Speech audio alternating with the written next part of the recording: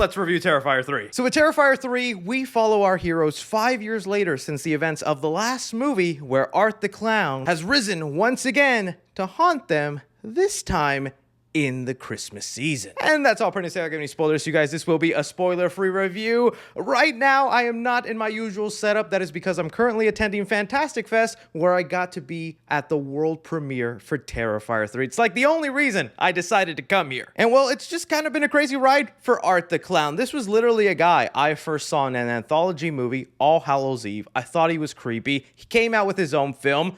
Gory, fun, didn't love it, but that second movie really started to hook me in, and that's when it felt like Art went mainstream. That second film is what really spawned all the crazy Art the Clown decor we see in the year of 2024. I couldn't tell you how many times I was out there looking for stuff to decorate my studio and my house, and I just run into Art the Clown cups, Art the Clown mats, Art the Clown dolls. As horror fans, we always talk about a character that breaks that mold and becomes a Jason, a Freddy Krueger, you know, a horror icon. Art the Clown is possibly there. So my hype level was, of course, pretty high for this movie. And I will say, when going into this one, I knew it was going to be bloody. I knew it was going to be gory. But the one thing I really wanted it to do is stand apart with its story and make me care more than just the shock value violence. And well, I just ended up getting so much more gore. I'm gonna get into the good and the bad of this movie. I do want to say, I had fun with this movie. If you are a fan of Art the Clown, this movie gives you exactly what you were hoping for with another Terrifier adventure. The Christmas season is a nice backdrop to this movie. It's kind of wild seeing the way Art the Clown goes about getting his costume. That's a fun part of the film. But the thing I've really admired that Damien Leone, the director of these movies, is good at is making his budget go to work. I think for low-budget films, these movies look pretty great. The cinematography has this great moody aesthetic. It's the type of vibe and feel that even studio million-dollar horror films can't replicate. Along with that, this director is known for his practical effects, and it feels like this is some of the best practical effects going on. There were shots in the last couple of Terrifier movies where you're like, oh, that's an obvious doll. Oh, that's an obvious mannequin, animatronic. Here, the line is blurred a lot more, and things just come off so naturally horrifying, whether it's an arm being ripped off, a leg being torn apart, or the other insane things you're about to see in this movie.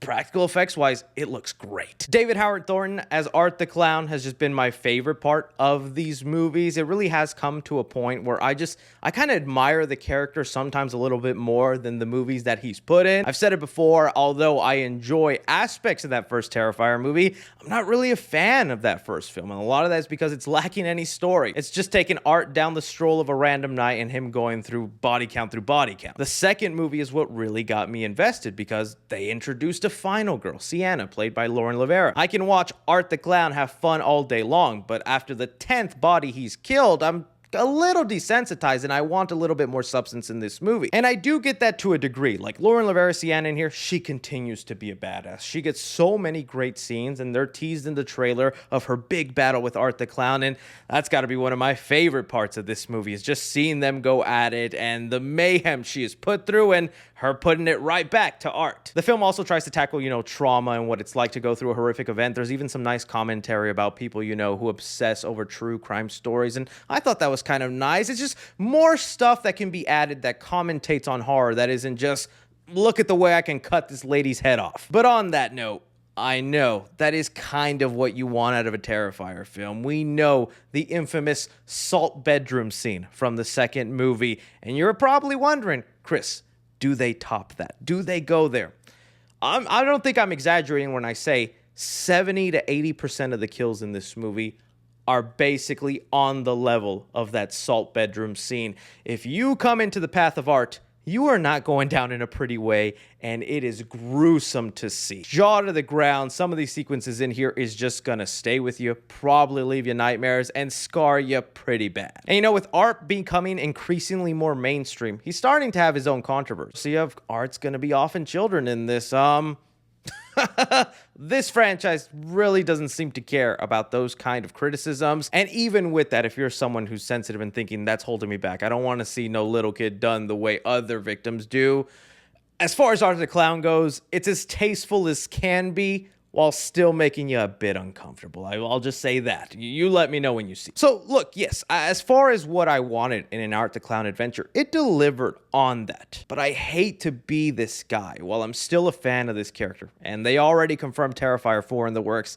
There are so many parts of this franchise that I think hold it back from hitting that true mainstream big status. Leading me to some of my negatives about the film. For one, it is its story. My biggest complaint about the second movie, it's a big film that brings up so many unanswered questions about art. You know, his origin, the connection to the father and these lead characters, and even his vague power set. More questions created, and even the attempt to try and answer some of that stuff, it's still so vague. And I know to some people they like that. I'm not saying I want, like, you know, a full explanation of what's his motive, how does he do this, and I want you to take away all the mystery from art. It's not that I have a problem with. It's when art can just be beheaded and then still be brought to life, or he can go through the most extreme situation and make it out without a scratch. What is to fear of this character? What is that thing where you feel like you have a slight chance to win against art? The film also tries to like mesh in the style of the last two films, where the first movie was just literally art leapfrogging victim to victim with no story, rhyme, or reason. And then the second movie has a story. Third film does that. There are times where it just feels like we're just going from kill scene to kill scene and barely progressing the story. And I feel like it does drag on a bit because of that. And again, it's that kind of stuff where I talk about Art the Clown and saying, I enjoy that character. I think he's fun. And then I'll get someone going, I don't get it. I think he's lame. I think it's just a gore fest. There's nothing really to enjoy there. People who watch that are sickos. It's hard to be defensive. Because like even with the Saw franchise that has gotten those criticisms a lot, there is a lot of good story, soap opera narrative, intriguing characters, twist to the world where if you put aside the gore and the traps, I think that's a fun universe.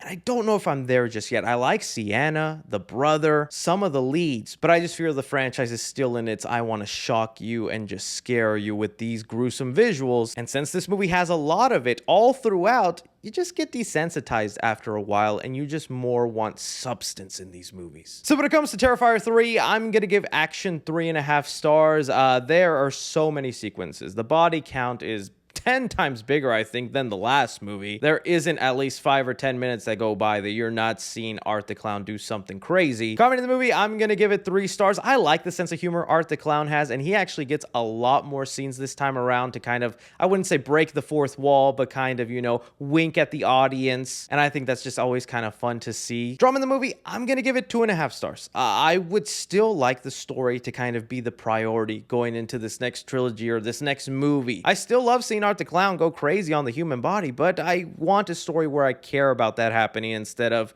wow, that was crazy. Horror in the movie, I'm going to give it 3.5 stars just for the sheer shock, blood, and gore you get in here. You're going to feel uncomfortable. You're going to be needing some sort of palate cleanser, popping on Paddington after this movie, because I think it will leave a mental scar for a little bit. And I think that's always the main reason you fear Art the Clown. You don't want to be caught in his sight. And suspense in the movie, I'll give it 3 stars because the story does drag on a bit and it's a little slower pace than I would have liked. Your tension isn't always kept up, but towards those last 10, 15 minutes, I will say I was on the edge of my seat wanting my heroes to pull through somehow, some way. Casual moviegoers into the Art the Clown franchise, I'm gonna give it a C+.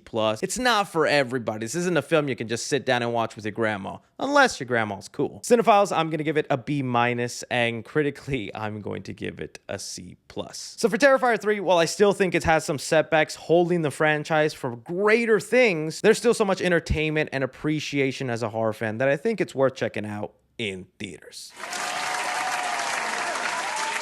This isn't going to be the movie that changes people's minds on Art the Clown, but it is going to be the movie that if you're a fan, this is still going to keep you a fan. We'll see how long we can keep up with just shock value stuff instead of prioritizing the story, but maybe we'll get into that more when I do my spoiler review. I want to hear from you guys if you've gotten around to seeing Terrifier 3, your expectations, what you want to see the most out of this movie. Anything, everything, be sure and like, subscribe, follow me on Twitter at 3C Films or on TikTok at 3C Films. But as always, I'm Chris.